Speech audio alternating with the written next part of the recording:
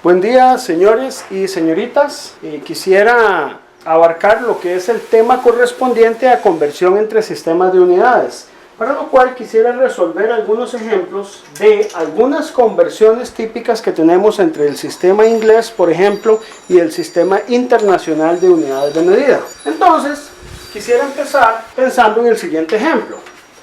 Convirtamos el valor de lo que es una libra-fuerza a newton. Como ustedes probablemente lo saben, la libra-fuerza es la unidad de fuerza en el sistema inglés y el newton en el sistema internacional. Entonces, tenemos un detalle interesante. Para obtener un factor de conversión de libra-fuerza a newton, no se hace directamente, o sea, podemos obtenerlo directamente, pero existe un factor que se llama el factor de la orden de Mendenhall, que nos dice a nosotros que hay una libra que se llama la libra avoirdupois, que se conoce como la libra masa y que corresponde exactamente a 0,453.592.37 kilogramos. Ese factor de conversión es, por decirlo así, exacto, no tiene incertidumbre, pero es un factor que me permite convertir una libra en masa en kilogramos. ¿Cómo poder hacer la conversión si yo lo que necesito es una libra fuerza que está dada en newton? Bueno, recordemos la segunda ley de Newton, en la cual yo puedo tomar, para convertir una fuerza, el valor de masa y multiplicarlo por una aceleración. Entonces pensemos que el valor de masa que yo voy a tomar es la libra masa, la cual puedo convertir a kilogramos a partir del factor de la orden de Mendenhall, que es la libra avoirdupois.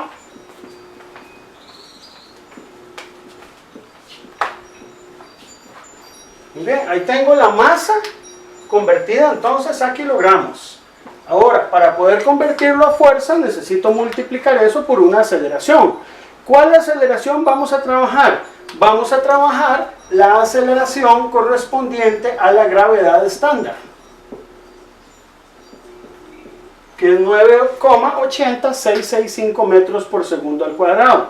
Si nosotros multiplicamos eso, entonces tenemos que una libra fuerza es exactamente igual a 4,448221.615 newton.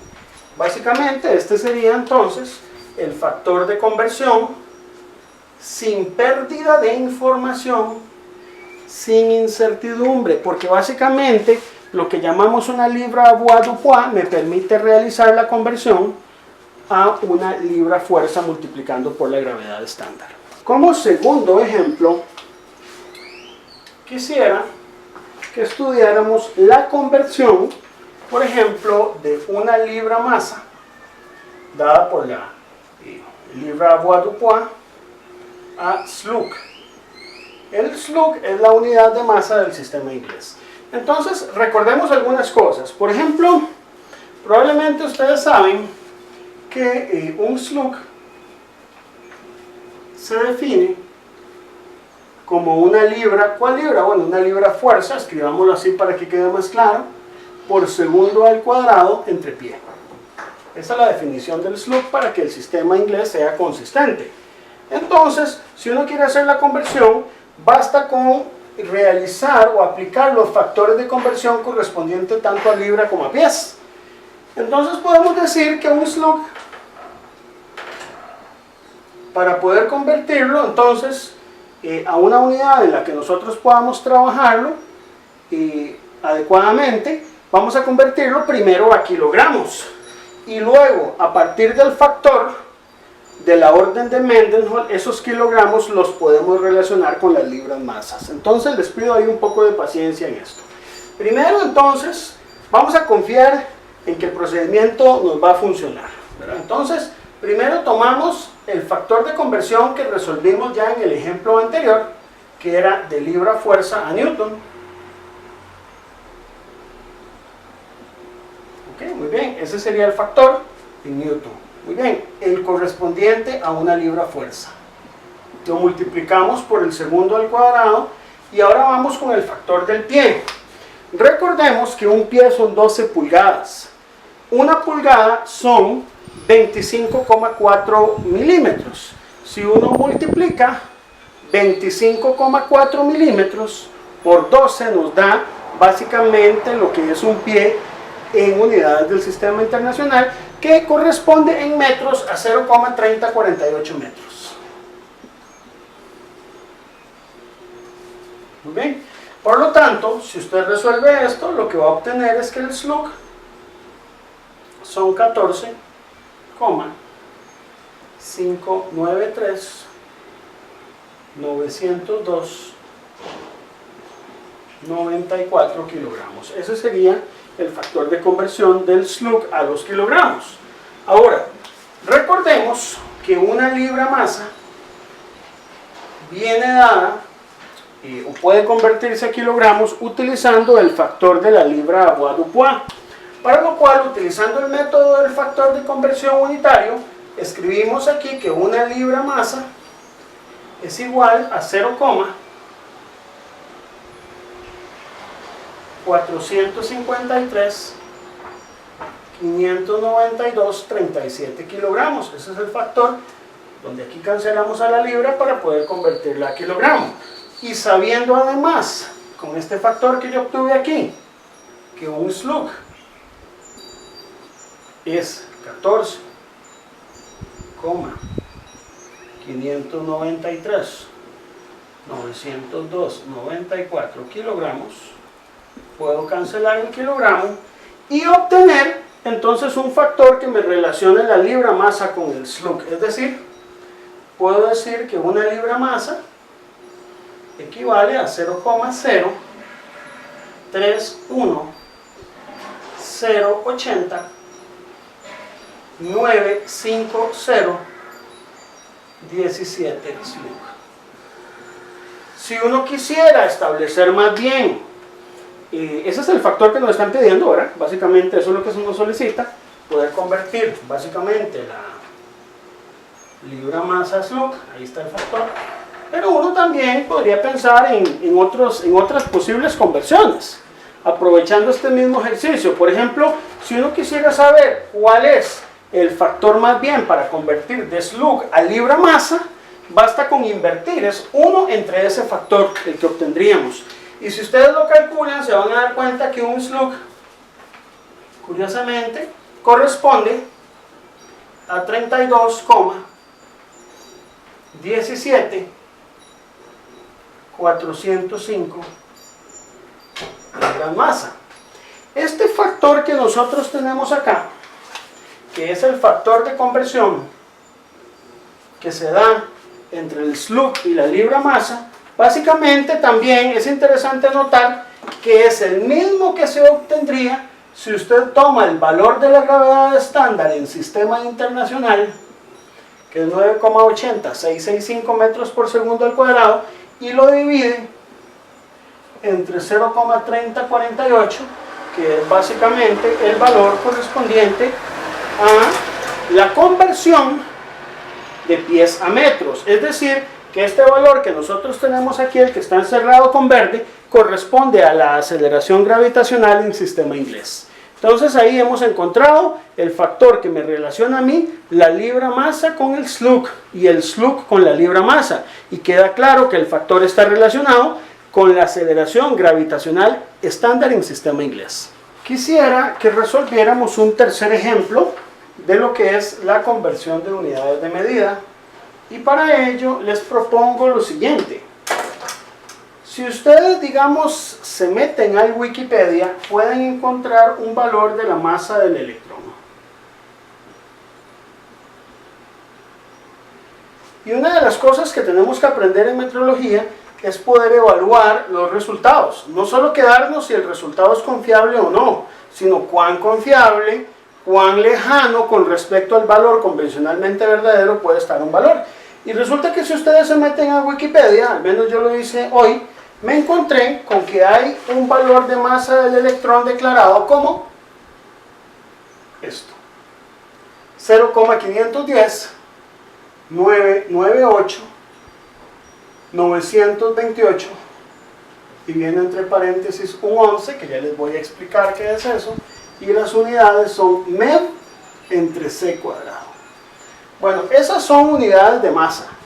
Son unidades de masa que se utilizan en lo que es física de partículas, tal vez no están muy familiarizados, pero son unidades de masa, y básicamente estos números que aparecen dentro de un paréntesis corresponden a la incertidumbre estándar del valor de la masa del electrón asociada a las últimas dos cifras.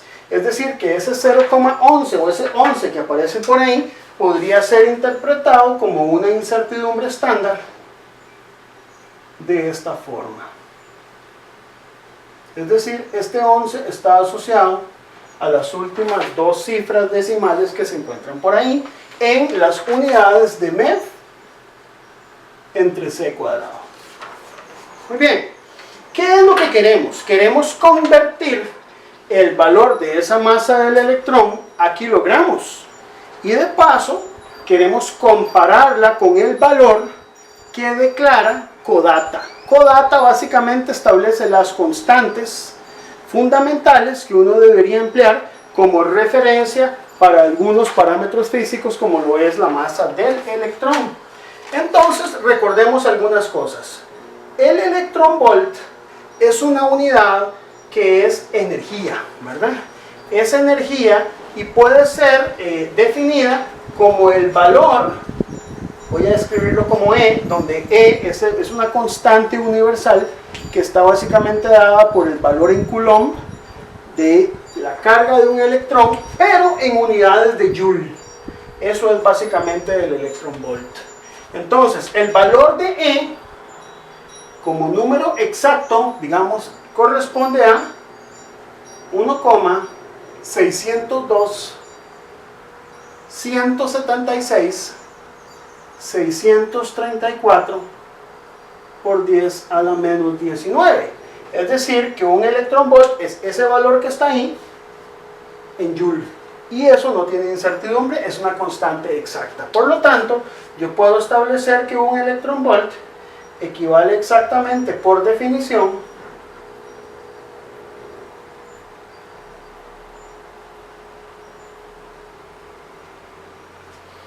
a este valor que yo tengo ahí en Joule. Muy bien, entonces, eso hay que saberlo. La otra cuestión que habría que saber es que un MeV, que es un megaelectronvolt, son 10 a la 6 electronvolt, es decir, 1.000.000 de electronvolt. Y lo otro que también habría que saber es que la velocidad de la luz ya tiene también un valor definido. Es una constante universal que establece que es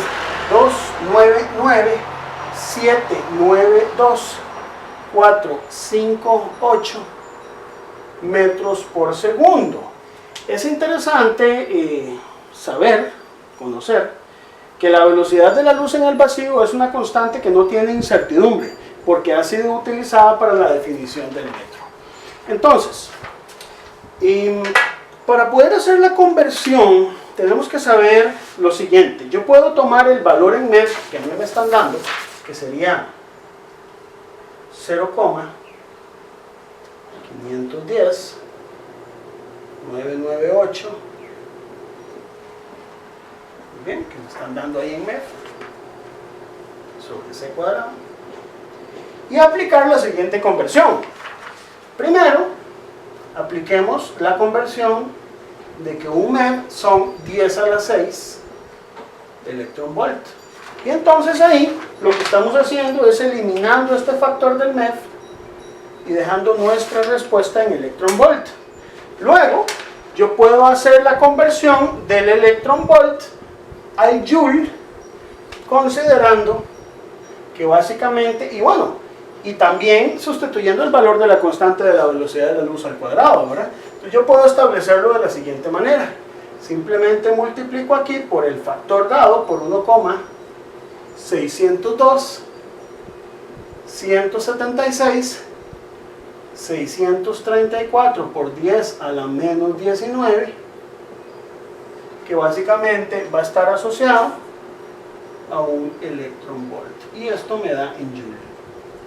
Entonces, de esta forma, yo lo que tengo es Joule sobre C cuadrado.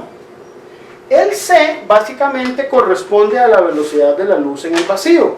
Entonces, podemos sustituir el C cuadrado por el cuadrado del valor de esta velocidad de la luz que aparece por acá, que básicamente corresponde a decir que C cuadrado es este valor que está aquí,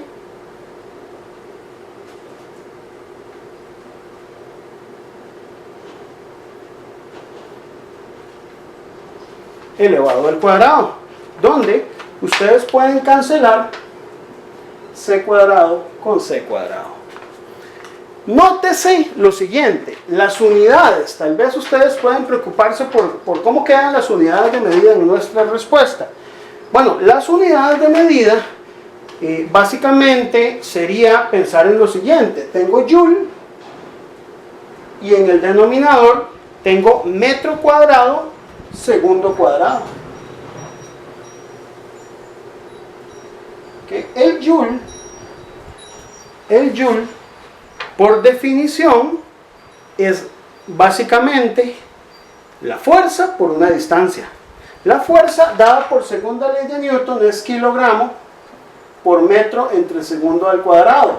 Pero como estamos multiplicándola por una distancia, queda el metro cuadrado, y ustedes pueden observar claramente ahí que las unidades de metro cuadrado y segundo cuadrado se cancelan, y el resultado de todo eso va a estar dado en kilogramos. Entonces, si realizamos esa operación, esas multiplicaciones, lo que vamos a obtener es en kilogramos. Muy bien, y aquí es muy importante porque debemos multiplicar no solo el mensurando por todos esos factores, sino también la incertidumbre, que es este valor que nosotros tenemos aquí, por todos esos factores, y dejarlo siempre con el mismo exponente. Es decir, cuando uno multiplica esto, obtiene un valor en el orden de 10 a la menos 31 kilogramos. Entonces, también la incertidumbre debe ser consistente con ese orden de magnitud. Entonces, veamos cómo queda nuestra respuesta. Esto nos queda que la masa del electrón es 9,109,383,31. Ok, ¿hasta cuántas cifras significativas debo dejar? Debo, en la medida de lo posible, respetar la cantidad de cifras significativas que yo tengo en el resultado inicial. Este 0 no es una cifra significativa, porque está a la izquierda. Aquí yo tengo 1, 2, 3, 4, 5, 6, 7, 8, 9 cifras significativas. Por lo tanto, aquí la primera sería un 9, más estas 3 tengo 4, tengo que añadir estas 5 más para tener 5 cifras significativas. Y si ustedes también toman la incertidumbre, tienen que multiplicarla, pero mantener solo 2 cifras significativas para la incertidumbre. Si lo hacen así, lo que obtienen aquí es un 20, que es básicamente tomar esta incertidumbre y multiplicarla por todos esos factores, pero queda por 10 a la menos 31 kilogramos. Muy bien, ¿cómo interpretar ese valor? Tal vez para no confundirnos, es bueno interpretar esto de esta manera. Eso quiere decir que la masa del electrón es 9,109,383,31 por 10 a la menos 31 kilogramos, con una incertidumbre que sería básicamente de 0,0000020 por 10 a la menos 31 kilogramos. Esta notación que está abajo es un poco más clara, pero a nivel, digamos, de lápiz es más extendida. Entonces, la que se utiliza comúnmente es esta que está aquí. Eso quiere decir que ese sería el valor convertido a kilogramos de la masa del electrón que está siendo reportada por Wikipedia. Si ustedes revisaran los datos de Codata, ustedes pueden obtener información más confiable de la masa del electrón. Y Codata nos da un poco más de información y nos da incluso una incertidumbre más pequeña que esa. Nos dice a nosotros que es 9,109,383,70,15. Aquí, digamos, en el uso del sistema internacional pueden quedar 4 cifras seguidas y la incertidumbre es 28. por 10 a la menos 31 en kilogramos. Entonces, ¿qué ocurre aquí? Podemos ver que sí se ve una pequeña discrepancia entre los dos resultados. ¿En qué sentido? En que, bueno, las primeras 7 cifras significativas prácticamente dan iguales, pero ya en la octava cifra empieza a haber una discrepancia. E incluso si vemos que esta es la incertidumbre, aún tomando el límite superior, ¿qué significa? Aún tomando el valor de Wikipedia y sumándole la parte de la incertidumbre hacia arriba positiva, empezamos a tener una pequeña discrepancia con el valor que podríamos obtener aquí, porque básicamente este valor es un 7. Eso entonces significa que el valor que está dando Wikipedia no es suficientemente confiable. De hecho, se dice que tiene un sesgo. Un sesgo significa que tiene un error importante ya aquí en la octava cifra significativa con respecto a los valores de referencia que tenemos según CODATA, que son los más confiables. Muy bien, quisiera ahora hablar de un cuarto ejemplo en conversión de unidades, y de repente también es bueno familiarizarse con algunas de las unidades que aparecen en el sistema inglés.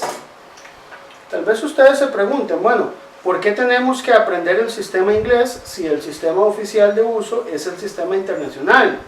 Bueno, es que parte del conocimiento de ingeniería está en manejar todos los sistemas de unidades que aparezcan en la práctica, y por eso es que voy a insistir mucho en que ustedes sepan hacer conversiones del sistema inglés al sistema internacional.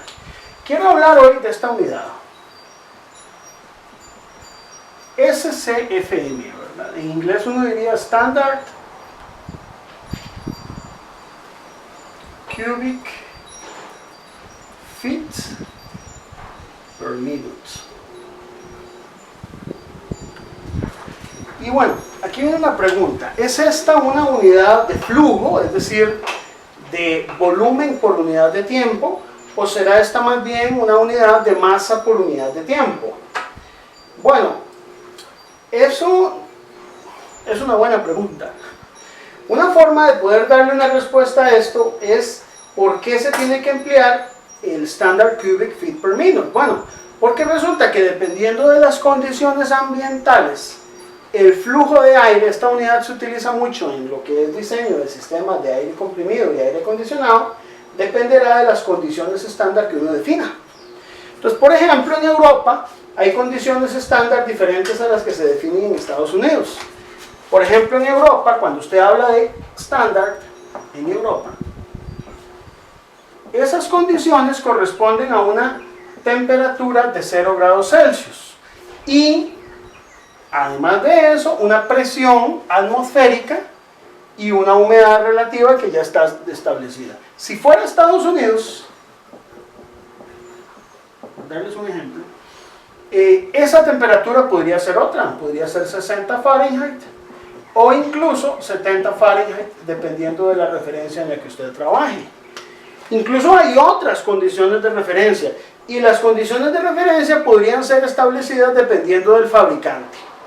Para efectos de este ejercicio, entonces, ya hay un problema en la definición de qué es el SCFM. Entonces, ¿qué queremos hacer?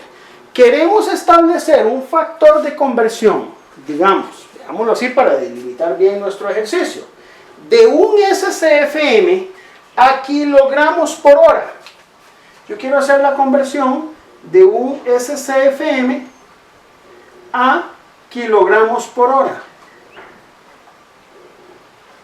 Kilogramos por hora. Pero voy a establecer como dato, como primicia para este problema, que la presión atmosférica a la que yo quiero evaluar esto va a ser la presión atmosférica de una atmósfera, que son 101.325 pascales, una temperatura de 68 grados Fahrenheit, que si ustedes hacen la conversión pueden demostrar fácilmente que son 20 grados Celsius, y una humedad relativa de un 36%. Entonces viene un asunto, ¿de dónde saco yo esta información? Bueno, el tema es que para poder hacer una conversión de SCFM a kilogramos por hora, tenemos que previamente conocer el valor asociado a las condiciones de referencia bajo las cuales ustedes realizarán los cálculos.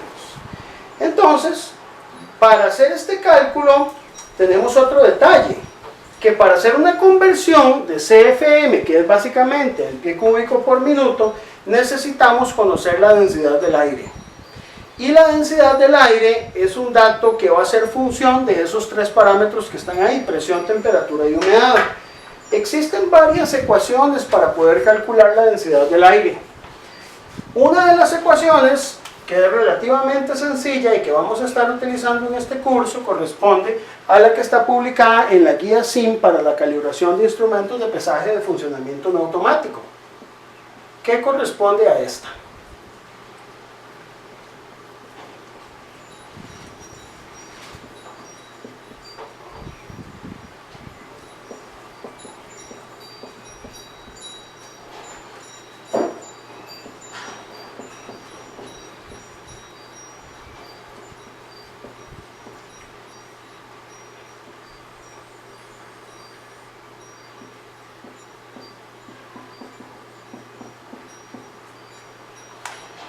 Esta ecuación que ustedes pueden ver ahí, ven que depende de tres parámetros. El parámetro de presión, el parámetro de humedad relativa y la temperatura, que afecta tanto en el numerador como en el denominador de esta ecuación. Esto nos permite a nosotros determinar la densidad del aire en kilogramos por metro cúbico. Si nosotros sustituimos los valores correspondientes a esta ecuación, podemos obtener la densidad del aire. Pero hay que tener algunos cuidados. Para que esta ecuación sea válida, esto debe ser sustituido la presión en hectopascales, no en pascales aquí. Aquí como un porcentaje, y la temperatura en ambos casos en grados Celsius. Muy bien, que serían los 20 grados Celsius o su equivalente igual, que son los 68 Fahrenheit. Pero para que la ecuación sea válida debemos sustituir los grados Celsius. Si ustedes sustituyen esta presión, esta temperatura y esta humedad dentro de esta ecuación, obtienen que la densidad del aire es 1,200776 kilogramos por metro cúbico. Ustedes obtienen entonces que la densidad del aire es 1,2007076 kilogramos por metro cúbico. Entonces, si queremos hacer la conversión respectiva, por ejemplo, de un SCFM, básicamente vamos a hacerlo de esta manera. Voy a escribir que un SCFM, por un tema de notación, vamos a escribirlo como un pie cúbico por minuto, pero como es un pie cúbico estándar, yo voy a escribir un S pie cúbico por minuto. Eso significa que es un pie cúbico en condiciones estándar. Entonces, lo primero que vamos a hacer es hacer la conversión del pie cúbico a metros, para lo cual nosotros sabemos que un pie cúbico se relaciona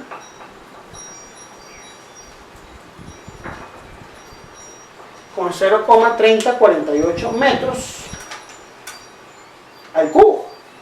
Luego, aquí es importante convertir esos metros cúbicos a kilogramos, para lo cual nosotros vamos a hacer uso de la densidad que ya nosotros calculamos. Entonces, ¿cómo la vamos a aplicar? Básicamente, un metro cúbico es 1,20076 kilogramos. Y de esa manera, entonces, hemos convertido los pies cúbicos, por decir así, a kilogramos. Ahora, los minutos, para convertirlos a segundos, y si uno quiere los segundos a horas, entonces, simplemente aplicamos el factor respectivo. Por ejemplo, si usted lo quiere convertir a kilogramos por hora, usted lo que sabe es que 60 minutos es una hora. De esa forma, entonces podemos eliminar los minutos y obtener el resultado en kilogramos por hora de un SCFM. Si ustedes realizan ese cálculo, pueden obtener que un SCFM es 2,04 kilogramos por hora. Entonces es interesante por qué se establece el SCFM.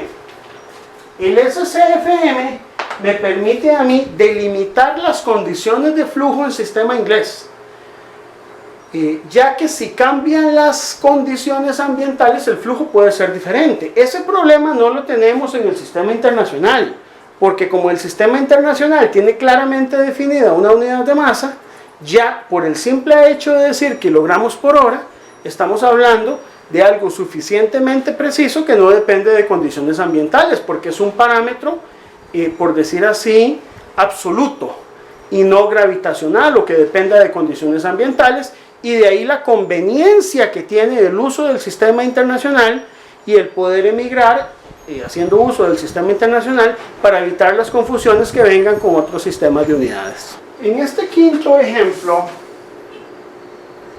quisiera hablar de una unidad que aparece mucho en la práctica en ingeniería, y es la unidad del caballo de fuerza. Y para el caballo de fuerza, lo primero que hay que saber es que el caballo de fuerza no es una unidad de fuerza, es una unidad de potencia. Eso es lo primero que hay que tener claro. Es decir, no es un sustituto no hay una conversión hacia el Newton, por decirlo así, porque no es unidad de fuerza, sino más de potencia, es decir, hacia el watt, por ejemplo. Luego, existen 4 definiciones al menos de lo que es un caballo de fuerza. Entonces quisiera que habláramos un poco de ese caballo de fuerza y poder establecer una definición tal vez más precisa en cada una de esas definiciones. Quisiera empezar hablando de lo que es el caballo de fuerza mecánico.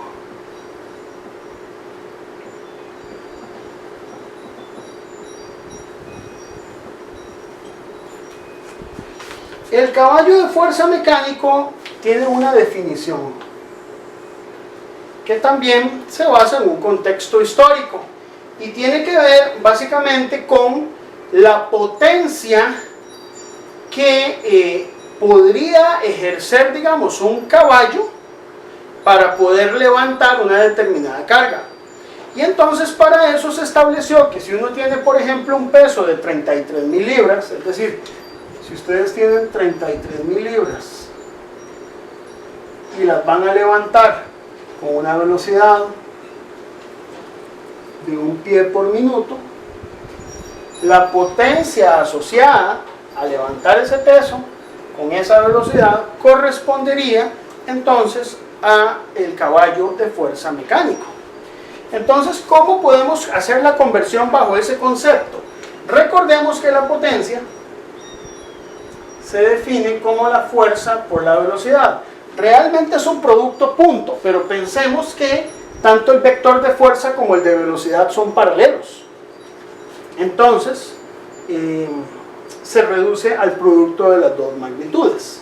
No necesitamos del coseno de los dos ángulos en medio. Y entonces lo que tendríamos son las 33.000 libras que tenemos ahí por una velocidad de 1 pie por minuto. Podríamos, por ejemplo, hacer una conversión a segundos. 1 minuto son 60 segundos, usando el factor de conversión. Y vemos algunos factores interesantes. Por ejemplo, aquí podemos ver que el valor correspondiente a esta potencia en unidades del sistema inglés es 550 libra por pie entre segundo. Entonces, si usted tiene un caballo mecánico, digamos, esto es básicamente el correspondiente a un caballo mecánico. Esto que obtuvimos aquí es, por decir así, el factor de conversión para un HP mecánico. HP sería caballo de fuerza mecánico. Ahora, si queremos que ese caballo de fuerza, digamos, sea reportado en unidades del sistema internacional, tomemos ese resultado, 550 libra-pie por segundo, y realicemos las conversiones respectivas. ¿Cómo vamos a hacer esas conversiones? Bueno, ya sabemos que la libra, por el ejemplo 1, es 4,448, 221, 615 newton, eso es una libra. Bien. Y sabemos también que un pie son .3048 metros. Esto es un pie. Entonces, ¿qué pasa? Aquí podemos cancelar el pie y podemos cancelar la libra. Y lo que nos queda es básicamente solo unidades del sistema internacional, donde el newton metro corresponde al joule y al dividirse entre segundo básicamente nos queda el watt, y por lo tanto podemos decir que un HP es 745.699.871 watt. Ese sería básicamente el caballo de fuerza mecánico.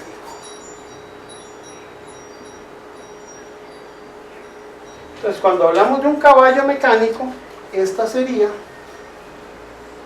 la conversión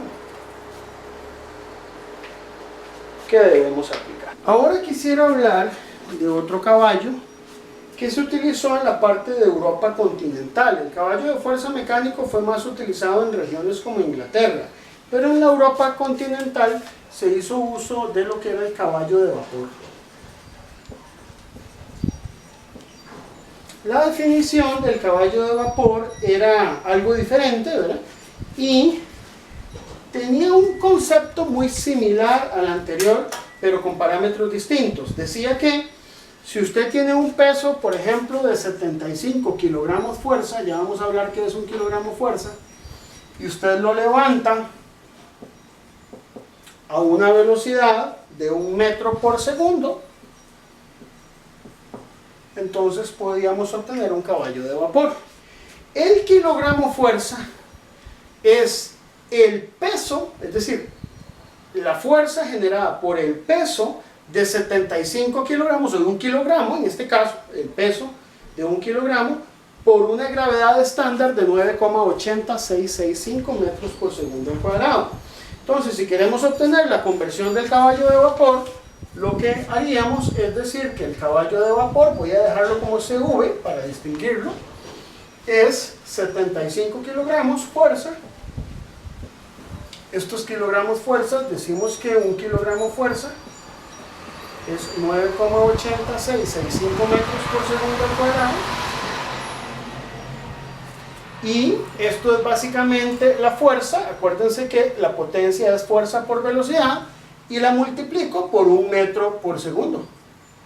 Si realizamos entonces ese producto, vamos a cancelar el kilogramo y obtener básicamente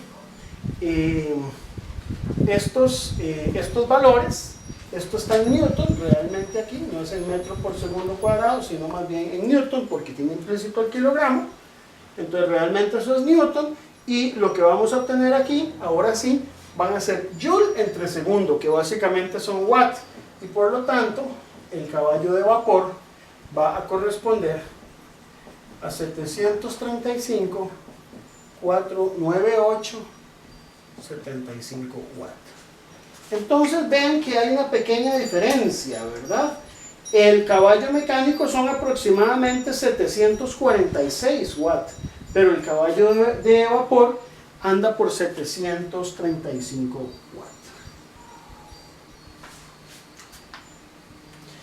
Uno podría comparar eso con una tercera definición, que es lo que nosotros denominamos el caballo de fuerza eléctrico. El caballo de fuerza eléctrico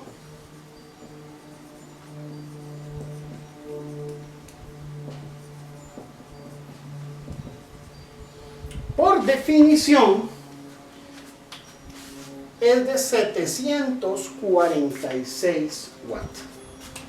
Entonces vamos a llamarlo HP, 746 watts. Advierto que utilizo HP, pero no hay que confundir este HP con el mecánico, ¿verdad?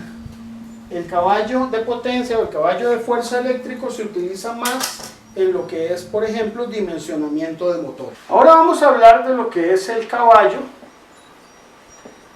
de fuerza de caldera. Este casi siempre se conoce como BHP. y se utiliza en el dimensionamiento de las calderas. Entonces, el caballo fuerza caldera tiene la siguiente definición. Es básicamente la potencia que usted necesita en una caldera, bueno, en general, como es potencia, puede ser cualquier potencia, para tomar 34,5 libras de agua,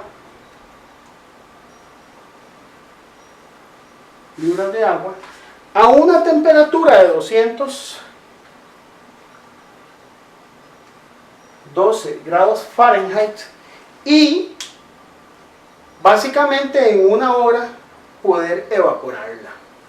Eso es la definición de un VHP. Entonces uno dirá, bueno, ¿y cómo hago para conocer cuánto debe ser esa potencia?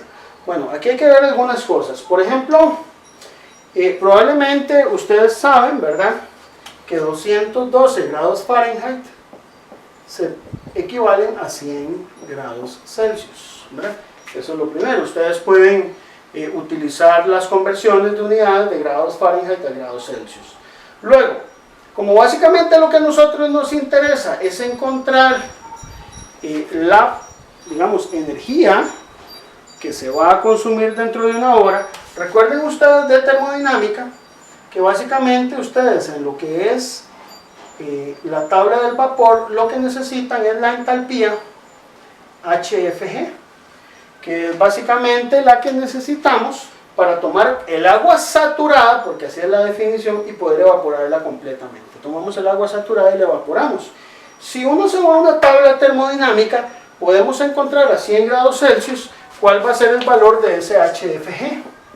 Entonces, tomando la tabla termodinámica del Cengel, que es una de las que utilizamos acá, es 2257,0 kilojoule por kilogramo.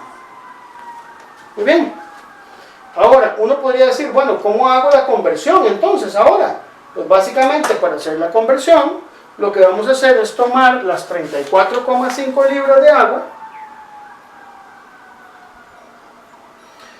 multiplicarlas, como son libras, por el factor de la libra Avoirdupois. ¿Para qué? Para poder convertir las libras a kilogramos. Y ya aquí las tengo en kilogramos. Estos son kilogramos. ¿Verdad? Me estoy economizando el factor de la libra de masa. Entonces ahí las tengo en kilogramos. Multiplico eso por esta entalpía de vaporización.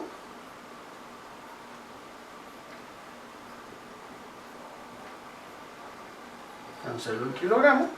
Y eso lo tengo entonces ya en kilojoule. Y entonces puedo obtener un valor de energía en kilojoule. ¿Okay? Ese valor que yo tengo ahí en kilojoule corresponde a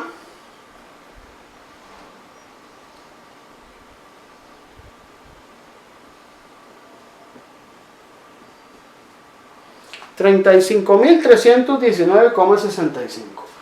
Ahora, yo quisiera, por ejemplo, decir, bueno, si yo tengo esos kilojoule y quisiera, por ejemplo, establecer algún factor que me permita a mí convertirlo a watt, tengo que entender que básicamente esos kilojoule es la energía que debo proveer en el lapso de una hora. Entonces, si yo divido eso, por ejemplo, entre 3600 segundos, tendría ese valor en kilowatt, porque tendría los kilojoule por segundo que equivalen a kilowatt.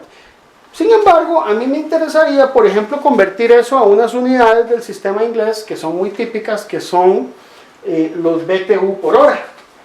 O sea, una conversión que se utiliza típicamente es saber estos VHP, cuántos BTU por hora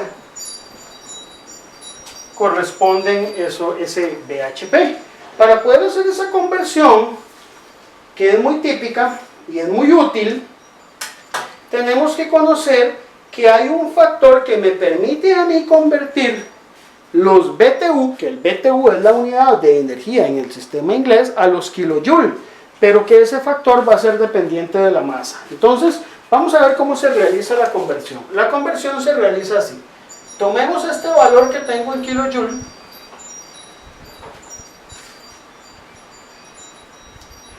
Y este factor es importante conocerlo. Es básicamente que un BTU libra masa equivale a 2,326 kilojoule por kilogramo. El factor no es directo del BTU al kilojoule, sino que tiene implícito el kilogramo, y por lo tanto, para que la conversión quede completa, debemos incluir el factor correspondiente a la libra avoirdupois acá.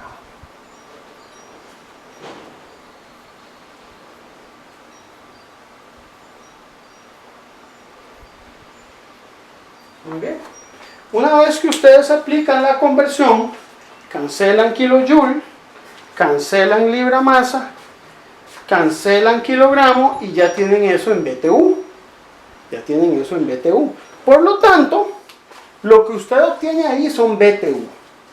De acá, el resultado nos daría 33.477.